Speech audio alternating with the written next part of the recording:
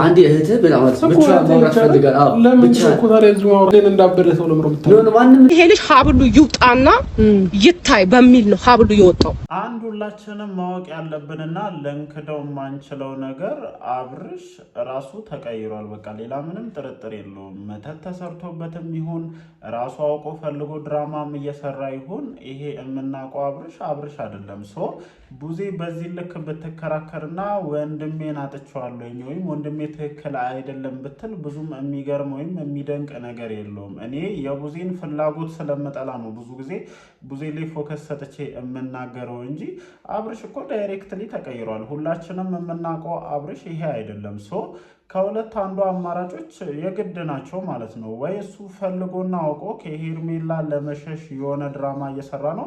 ያ ካልሆነ ደግሞ ልክ እንደሚባለው ሩታም ሆነ ኤፍሬም መተትም ይሁን ሌላም ነገር ተጠቅመው ይሁን አብርሽን በሚገባ እያደነዘዙት ነው። ይሄንን ነገር አይደለም ብለን ልንከራከር የምንችልበት ምንም አይነት ምክንያት የለም። ዛሬ ለእኔ ተከታዮች ወይም የኔን ቪዲዮ ለምትከታተሉ ሰዎች ጥያቄ ያቀርብላችኋለሁ። ከነዚህ ከሁለት አማራጮች አብርሃም የትኛው ላይ ያለ ይመስላችኋል?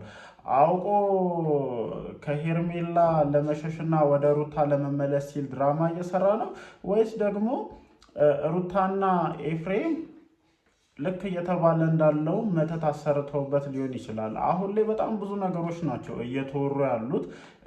ቡዜም ጠርጥራ የመጣችው ነገር ሌላ ነው። ምክንያቱም ትኩረት እንዲደረግ የፈለጉት እነሱ ሀብሉ ላይ ነበረ። ሀብሉ ሲወልቅ ደግሞ ምንም ነገር እንደሌለ ሁላችንም አረጋግጠናል። ሶ ትኩረቱን ሀብሉ ላይ እንዲሆን አድርገው መተቱን ወይም እየተባለ ያለውን ይሄን መጥፎ ተግባር ሌላ ቦታ ላይ አድርገው ሊሆን ይችላል። ይሄ የነ ቡዝዬም ጥርጣሬ ነው፣ የብዙ ሰዎችም ጥርጣሬ ነው። አሁን ላይ በስፋት እየሰሙት ያለውትም ሀሳብ ቢኖር ይሄ ነው እና እናንተ የትኛው ይመስላችኋል? እኔ እርግጠኛ ሆኜ ለመናገር ትንሽ አስቸጋሪ ነው እየሆነብኝ ያለው። ምክንያቱም የጊዜ ሂደቶች አልነበሩም። ከሄርሜላ ጋር ሰላም በሆነበት ሰዓት ላይ ነው ድንገት ተነስቶ አብርሃም በዚህ ልክ የተቀየረው ማለት ነው። ይሄ ደግሞ ጥርጣሬዎች እንዲነሱ የሚያደርግ ነገር ነው። ወይም አብርሃም ድራማ እየሰራ ነው ወደ ሩታ ለመመለስ ፈልጎ ነው የሚለውን ነገር ሊያረጋግጥልን ከማይችሉ ተግባራቶች አንደኛው ይሄ ነው። ምክንያቱም ከሄርሜላ ጋር ምንም አይነት ኮሽታ አልነበረበትም። የመጨረሻ ቪዲዮአቸውን ሄዳችሁ ቼክ ማድረግ ትችላላችሁ። እንደውም እንደ ፕራንክ አይነት ነገር ሽንት እየሸና ምናምን መንገድ ላይ ሽንትን ካልሸና አይነት ነገር ቪዲዮዎች ነው አይደለ መጨረሻ ላይ የተሰሩ። ሰው በዛ ቅጽበት አብርሃምን በዚህ ልክ ሊቀይር የሚችል ነገር ምን ተፈጠረ? ወይም ደግሞ ሄርሜላን ጥሎ ሄዶ ከሩታ ጋር ድራማ እንዲሰራ የሚያደርግ ምን ነገር መጥቶ ሊሆን ይችላል? ይሄ አንድ ጥያቄ ሊነሳበት የሚችልበት ጉዳይ ነው። ከዛ ውጪ ደግሞ የምርም እንደሚባለው ኤፍሬም እና ሩታ ይሄን ልጅ አደንዝዘውት ወይም መተት አሰርተውበት መጥፎ ነገር አድርገውበት ነው እንዳንል ደግሞ ኤፍሬም ወንድሙ ነው፣ የስጋ ወንድሙ ነው። የፈለገ ሩታም ቢወዳት የፈለገ ከሩታ ጋር እንዲሆን ቢፈልግ ለወንድሙ መጥፎ ነገርን ያደርጋል ብለን አናስብም። ስለዚህ 50-50 የሆኑ ሀሳቦችን እንድናራምድ ነው የሚያደርጉን።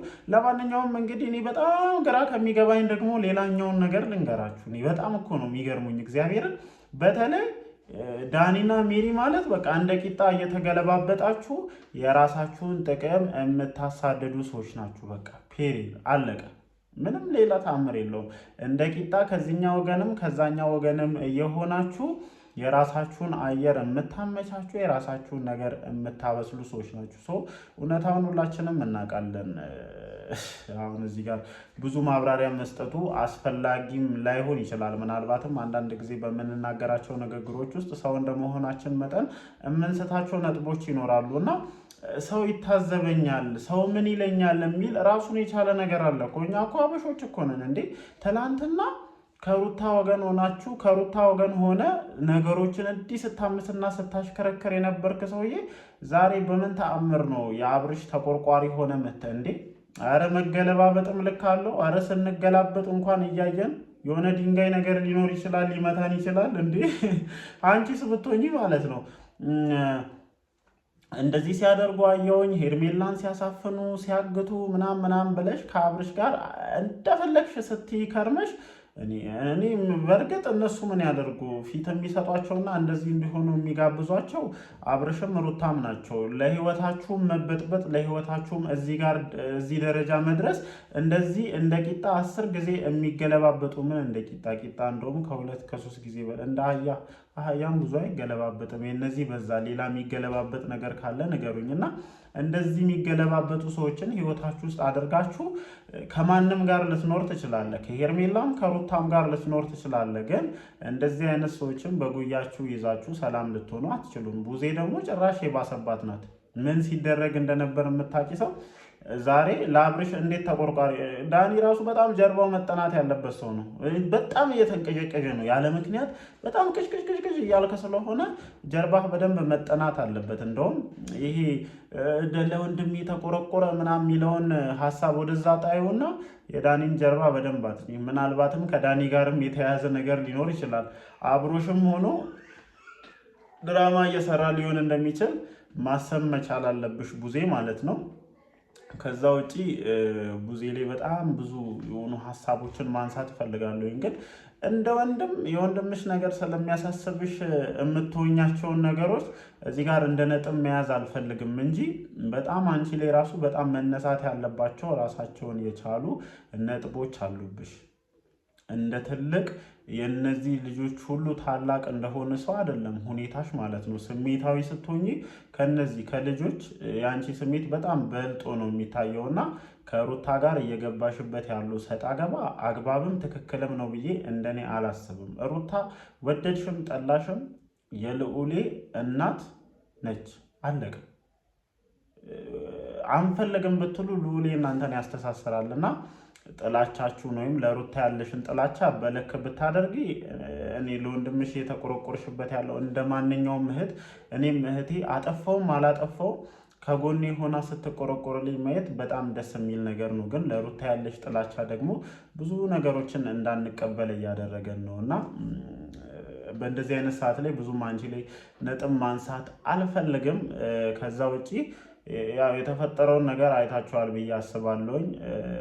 ትኩረቶችን ለማስቀየር እነ ሩታ ጥረት እያደረጉ ነው። የሆነ ነገር እኮ አለ ማንካካደው ነገር እዚህ ጋር ብዙ ሀሳቦችንም ብንሰጥ የሆነ ነገር እንዳለ ግልጽ ነው። አብርሃምን የሆነ ነገር አድርጋችሁታል። ምን እንዳደረጋችሁ እንግዲህ እግዚአብሔር ይውቅላችሁ እንጂ ወይ ተባብራችሁ ድራማ እየሰራችሁ ነው እንዳልል በቀላሉ ይሄንን ድራማ አምነሽ ተቀብለሽ አብርሽን አንቺ ራሱ እንደዚህ ታደርጊያለሽ የሚል እሳቤ የለኝም። ምክንያቱም እኔ ሩታን ዝም ብዬ ሳይ ማለት ነው የአብርሃም ነገር እንዳበቃላትና የሄርሜላን ሕይወት ማመሰቃቀል ታርጌትን አድርጋ የምትንቀሳቀስ ሴት ናት ብዬ ነው እንደኔ የማስበው፣ እውነቱን ስነግራችሁ ማለት ነው።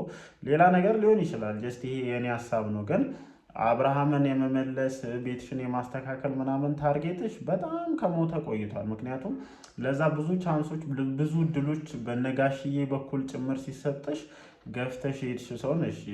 ቪዲዮችን አምጥተን እዚህ ጋር እንደ ማስረጃ ማስገባት እንችላለን። ይህን ወረቀት ካልፈረመልኝ ብለሽ ከጋሽዬ ጋር ቆመሽ በከባዱ ስትከራከሪ ነበር፣ ብዙ ነገሮችን ስታደርጊ ነበርና አብርሃም ከሄርሜላ ጋር ነገሮችን ማጧጧፍ ሲጀምር በቃ እኔ እንደዚህ የኔ ቤት እንትን ሆኖ እሷ በሰላም የኔን ባል ቀምታ መኖር አትችልም ምናምን በሚል አይነት ኬዝ ለማጥቃት እንደተነሳሽ ነገር ነው የማስበውና የአብርሃም ተባባሪ ወይም አብርሃም ከሄርሜላ ወደ አንቺ መምጣት ሲፈልግ የድራማው ተባባሪ ሆነሽ ትቀርቢያለሽ ብዬ ስለማላሰብ ይሄንን ልጅ የሆነ ነገር አድርጋችሁታል የሚለውን ነገር እቀበላለሁኝ።